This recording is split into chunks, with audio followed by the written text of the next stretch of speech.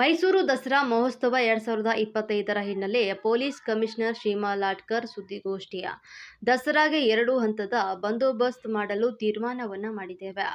ಮೊದಲು 22ನೇ ತಾರೀಕಿನಿಂದ 29ನೇ ತಾರೀಕಿನ ತನಕ ಮೊದಲ ಹಂತದ ಬಂದೋಬಸ್ತ್ ಆಗಿದ್ದು, 30ರಿಂದ ಅಕ್ಟೋಬರ್ 2ರ ತನಕ ಎರಡನೇ ಹಂತದ ಬಂದೋಬಸ್ತ್ ಆಗಿದೆ. ದಸರಾದಲ್ಲಿ 5 ಎಸ್ಪಿ, 35 ಡಿವೈಎಸ್ಪಿ ಪೊಲೀಸರು ಕೆಲಸವನ್ನ ಮಾಡುತ್ತಾರೆ. 35 ಕೆಎಸ್ಆರ್ಪಿ ತುಕಡಿಗಳು, ಕಾರ್ಡಾರ್ 15 ಸಿಬ್ಬಂದಿಗಳ ತಂಡ ಮತ್ತು ಎಎಸ್ಸಿ ತಂಡ 29, ಒಂದು ಗರುಡ ಫೋರ್ಸ್ 1500 ಹೋಂಗಾರ್ಡ್ ಸೇರಿ ಒಟ್ಟು 6384 ಮಂದಿ ಪೊಲೀಸರು ಬಿಗಿ ಬಂದೋಬಸ್ತ್ನಲ್ಲಿ ಕಾರ್ಯನಿರ್ವಹಿಸುತ್ತಾರೆ. 26 ಆಂಬ್ಯುಲೆನ್ಸ್, 32 ಅಗ್ನಿಶಾಮಕ ದಳವನ್ನು ನಿಯೋಜನೆ ಮಾಡಲಾಗಿದೆ. ನಗರದ ಪ್ರಮುಖ ಜಂಕ್ಷನ್ಗಳಲ್ಲಿ ಪಬ್ಲಿಕ್ ಅಡ್ರೆಸ್ ಮಾಡಲು 43 ಮಂದಿ ಪೊಲೀಸ್ ಸಿಬ್ಬಂದಿಗಳು ಕಾರ್ಯನಿರ್ವಹಣೆಯನ್ನ ಮಾಡ್ತಾರೆ. ನಗರದ ಸುತ್ತಲೂ ಸಿಸಿಟಿವಿ ಮತ್ತು ಡ್ರೋನ್ ಕಣ್ಗಾವಲು ಇಡಲಾಗಿದ್ದು, ರೈಲ್ವೆ ನಿಲ್ದಾಣದ ಬಸ್ ನಿಲ್ದಾಣದ ಬಳಿ ಕಟ್ಟೆಚ್ಚರ ವಹಿಸಲಾಗಿದೆ.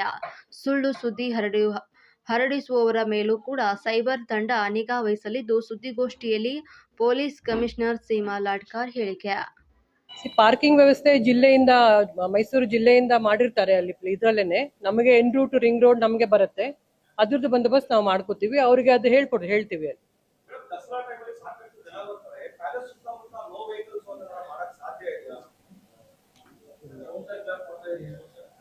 ಇಲ್ಲ, ಆ ತರ ಇಲ್ಲ. ನಾವು clockwise anticlockwise ಮಾಡಿದೀವಿ.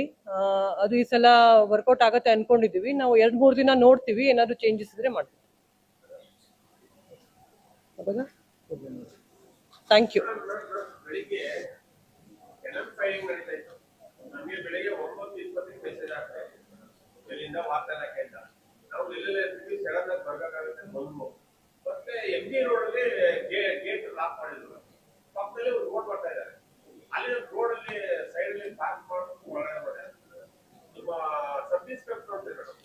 ಅದನ್ನ ನಾನು ಹೇಳಿದೀನಿ, ಕೋಆರ್ಡಿನೇಟರ್ ಒಬ್ರು ಇರ್ತಾರೆ, ಅವ್ರಿಗೆ ಮಾತಾಡಿ.